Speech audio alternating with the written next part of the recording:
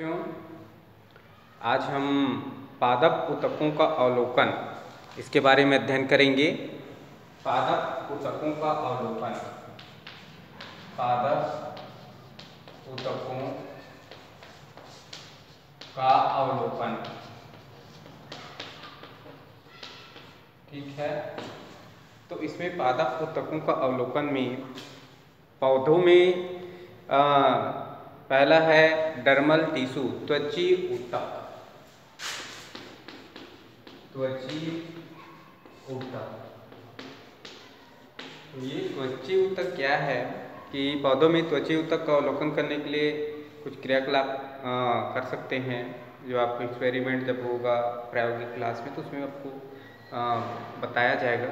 रियो की पत्ती है, अन्य प्रकार की जो पत्ती है उसको ले करके उसकी निचली सतह की झिल्ली को अलग करके उसको स्लाइड तैयार करेंगे और फिर उसको सूक्ष्मदर्शी से अवलोकन करेंगे। तो उसमें आपको क्या सूक्ष्मदर्शी में जो कुछ आप दिखाई देंगे तो वे पौधों की सबसे बाहरी परत बाह्य त्वचा या त्वची ऊतक है और जंतु की त्वचा की जो तरह इसका भी प्रमुख कार्य रक्षा करना है, यानी रक्षीय ऊतक कहा गया है। अतः इसकी कोशिकाएं आपस में जो सटी हुई होती है, जैसा कि आपने चित्र में देखेंगे, इसके बीच अंतरकोश की स्थान नहीं होती। प्रायः शुष्क स्थानों पर मिलने वाले पौधों को यह सूखने से बचाती है। ठीक है, जलीय पौधों में मोम जैसी जो प्रतिरोधी सतह बनाती है, स्लाइड बनाएंगे उसमें आपको उसमें की रचना दिखाई देगी।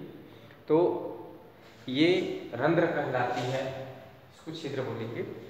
तो रंध्र को दो वृक्क के आकार की कोशिकाएं घेरे रहती है, ये रक्षी कोशिकाएं कहलाती है। ये कोशिकाएं वायुमंडल से हवा का आदान प्रदान करने के लिए सहायक है। वाष्पोत्सर्जन, जिसमें वाष्प के रूप में पानी पौधे से निकलता है, इस क्रिया रंध्रों के द्वारा ही होती है। जैसे ये आपको आंतरिक भित्ति दिखाई देगी, ये रंध्र है, उसकी ये बाह्य जो कोशिका भित्ति है एपिडर्मी वाला भाग है और ये क्लोरोप्लास्ट है। तो ये एक रक्षी कोशिका है जिसमें आपको ये दिखाई देंगे। ठीक है, इसके बाद दूसरा आता है मृदूतक या पैरेन्काइमा। मृदूतक या इसको बोलते हैं पैरेन्काइमा। तो पैरेन्काइमा के लिए भी आप अवलोकन कर सकते हैं।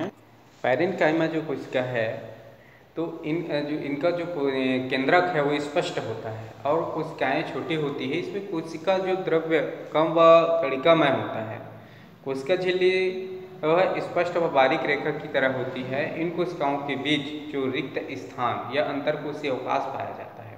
जब पैरेन्काइमा में पर्णहरिम यानी क्लोरोफिल पाया जाता है तब इसे क्लोरेन्काइमा कहा जाता है।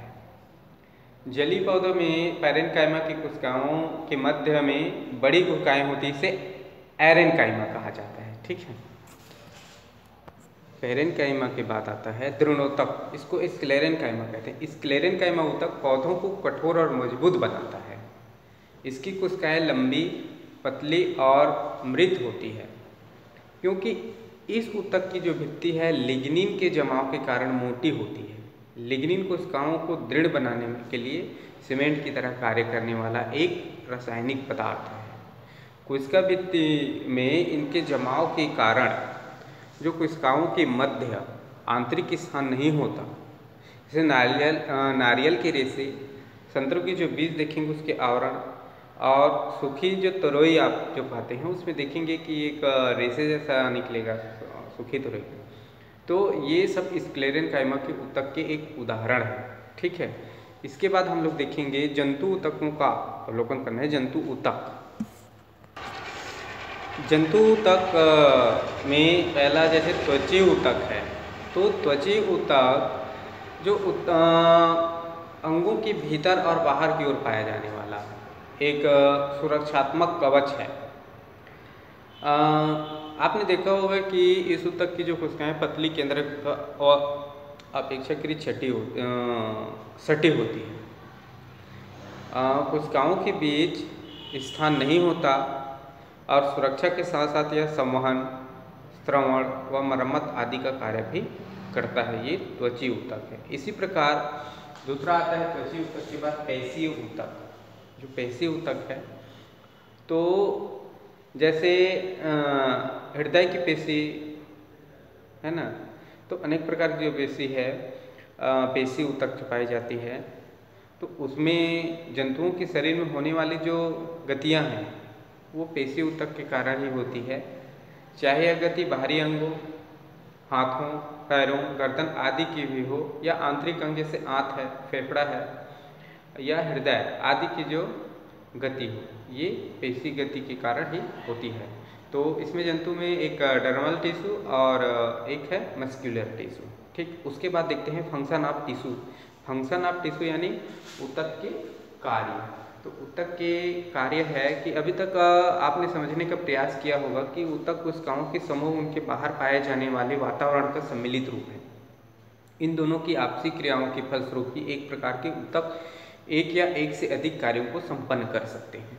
ठीक, तो प्राय सभी बहुकोशिकीय पौधे एवं जंतुओं में जो कोशिका है वो ऊतक, कोशिका के समूह से फिर ऊतक, ऊतक से फिर अंग, अंग से फिर अंग तंत्र की व्यवस्था होती है। ये उनके विभिन्न जैविक कार्यों को संपादित करते हैं। जैसे सजीवों में प्रजनन के लिए एक अलग व्यवस्था है, उत्सर्जन के लिए अलग व्यवस्था है ना। और हम यह कह सकते हैं कि पौधों एवं जंतुओं के शरीर में जो श्रम विभाजन होता है उसके लिए, जैसे जाइलम एवं अस्थि दोनों ऊतक हैं जो क्रमशः पौधे और जंतुओं को सहायता या सहारा देने का काम करते हैं। इसके साथ साथ जाइलम जो लवण है और पानी है उसका संवहन करते हैं, और अस्थियां जो आंतरिक अंगों की सुरक्षा प्रदान करती है। किसी भी अंग में कम से कम 2 ऊतक होते हैं जो विशेष व्यवस्था में संगठित होते हैं और मिलकर एक या अधिक कार्यों को करते हैं। जैसे पत्ती पौधों का एक अंग है, और मनुष्य में एक आँख है, वो भी एक अंग है जंतु में, या मनुष्य ही कहो जंतु है। तो पत्ती जो है पर्णहरिम की सहायता से प्रकाश संश्लेषण व रंध्रों की सहायता या क्लोरोफिल की सहायता से हवा के आदान प्रदान का कार्य करती है, और इसी प्रकार आँख जो है वो प्रकाश की सहायता से वस्तुओं को देखने का कार्य करती है। पौधों के जो प्रकाश संश्लेषण करने वाले भाग और जंतुओं की आँख से कुछ ऐसी क्षमता है कि वे दोनों प्रकाश की सहायता से ही काम करते हैं। जहाँ पत्ती को प्रकाश संश्लेषण के लिए प्रकाश की आवश्यकता होती है, तो आँखों को देखने के लिए उसकी आवश्यकता होती है। ठीक है, तो इस प्रकार ये भी ऊतक है, जंतु और पादप में दोनों का ऊतक का कार्य है, ये समान कार्य है मान के चले। ऊतकों की जो संरचना है वह कार्य है, उसमें कुछ संबंध है। जैसे कोशिका है, और कोशिका के समूह से या संगठन होने से ऊतक बनता है, ऊतक से अंग बनता है, अंग से फिर अंग तंत्र बनते हैं। इस प्रकार यह संरचनात्मक संगठन समय के साथ साथ घटित। तो इस प्रक्रिया में पहले कोशिकाएं संरचना में अस्तित्व में आई, उसके बहुकोशिकीय समुदायों का विकास लगभग 580 मिलियन वर्ष पहले हुआ, ऐसा वैज्ञानिकों का मानना है। इस प्रक्रिया में कोशिकाएं की संरचना व कार्य में भी परिवर्तन है। तो जैसे पौधे हैं, पौधों में जली पौधे से स्थलीय पौधे बनने लगे, कोशिकाओं की संरचना व उनके कार्यों के बीच संबंध समूह में पाया गया। तो जब पौधे जलीय जीवन को छोड़कर स्थलीय वातावरण में आए तो उन्हें इस प्रकार के जो यानी प्रकाश संश्लेषण के पर्याप्त सूर्य का प्रकाश और कार्बन डाइऑक्साइड शोषण के लिए पर्याप्त मात्रा में ये उपलब्ध होना आवश्यक रहा कार्बन डाइऑक्साइड, परंतु इसके सामने अपने को सूखने से बचाने के लिए चुनौती भी थी। तो इस प्रकार से ये जलीय जीव है, तो जलीय जीव या वनस्पति है वो स्थलीय बन गए।